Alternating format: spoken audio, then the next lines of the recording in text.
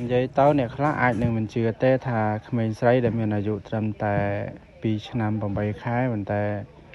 គាត់សពកង់ហាក់ដូចជាមានជំនាញមែនទែនគាត់ចេះជិះកង់តិចៗទេហើយនៅពេលដែលកង់ធូរគាត់ដឹងវិធីថាត្រូវធ្វើយ៉ាងម៉េចដើម្បីឲ្យកង់ដែលធូរនោះអាចតឹងឡើងវិញបាន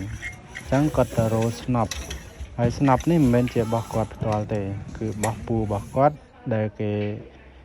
ទុកសម្រាប់តែសពបាល់ទេសារតែកន្លែងដែលគាត់រស់នៅរាល់ថ្ងៃនេះគឺមានក្លឹបបាល់ទះមួយហើយស្នប់នេះគឺពូគាត់ទិញសម្រាប់តែសពបាល់ទេតែនៅពេលដែលកង់គាត់ធូរនេះគាត់ឃើញស្នប់ដែលពូគាត់តែងតែយកទៅសពបាល់ហ្នឹងគាត់យកមកសពកង់របស់គាត់ហើយពេលដែលគាត់សពហ្នឹងទោះបីជាគាត់មិនចេះខ្លាំងណាស់ណាប៉ុន្តែគាត់មើលឃើញពូរបស់គាត់សពហើយគាត់រកវិធីកែខៃដោយខ្លួនឯងថាត្រូវដាក់ស្នប់យ៉ាងម៉េចបញ្ចូលក្បាលសពយ៉ាងម៉េចហើយគាត់ធ្វើរហូតទទួលបានជោគជ័យហើយពេលដែលគាត់សពកង់គាត់រួចហើយហ្នឹងគឺគាត់មានបេសកកម្មមួយគឺជិះកង់ដែលសពរួចហ្នឹងដើម្បីទៅបេះផ្កាហើយមុននឹងគាត់ឡើងកង់របស់គាត់ហ្នឹងគឺគាត់ឃើញដីនៅលើកែបកង់ហ្នឹងវាប្រឡាក់អញ្ចឹងគាត់ព្យាយាមរកកណាត់រកអីទៅជូតសម្អាតមុននឹងគាត់ឡើងជិះនិយាយទៅគឺឆ្លាតមែនទែនពេលគាត់ជូតរួចហើយគាត់ចាប់ដើមឡើងជិះកង់ឡើងពីខាងនេះគាត់ឡើងពីខាងនេះហើយជិះកង់ហ្នឹងគឺគាត់សំដៅទៅរកកុំផ្កាមួយដែលប៉ាគាត់គឺខ្ញុំនឹងឯងជាអ្នកដាំហើយគោលបំណងនៃការបេះផ្កាហ្នឹងគឺដើម្បីយកទៅជូនម្ដាយរបស់គាត់ដែលពេលនោះគាត់កំពុងតែរវល់ឆុងកាហ្វេដើម្បីលក់ឲ្យភ្ញៀវដោយសារតែកន្លែងរបស់គាត់ហ្នឹងគឺជាហាងកាហ្វេតូចមួយនៅតាមស្រុកស្រែចម្ការទេមើលគាត់ជិះទៅជិះទៅស្ទុយហើយគាត់ឃើញកុំផ្កានៅស្ដាប់ដៃរបស់គាត់គាត់ជិះកង់ហើយគាត់ស្ទុះទៅបេះតែម្ដងនិយាយទៅការដែល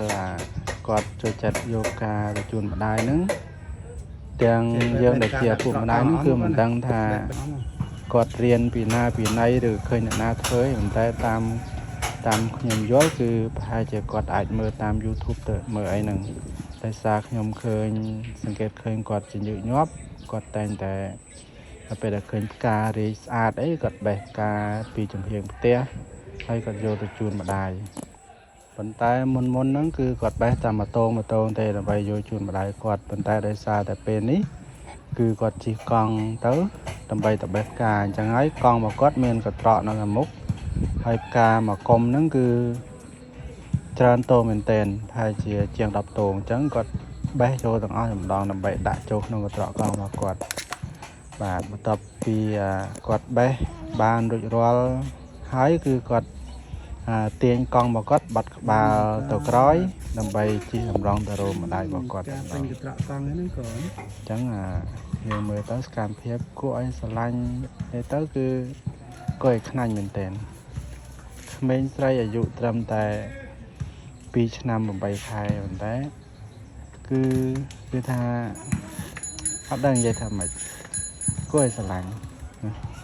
ពេលគាត់ទៅដល់គោលដៅគាត់ស្ទុះចុះពីលើកង់ហើយគាត់ទាញយកការម៉ូតូហើយដើរតម្រង់ស្ទុយទៅរកម្ដាយរបស់គាត់ដែលកំពុងតែ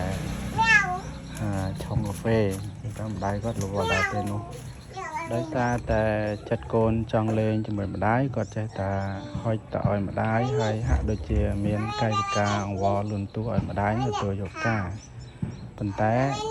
ម្ដាយពេលនោះគឺអត់តាន់បានទទួលពីកូនទេអញ្ចឹងគួរឲ្យកូននឹងព្យាយាមទៀតឲ្យមើលទឹកមុខគឺគួរឲ្យសំណោះផងហើយគួរឲ្យអាណិតផងដែរដោយសារតែគាត់ចង់លេងអញ្ចឹងហើយយើងអាចមានភាពបន្តទៀតតើកូន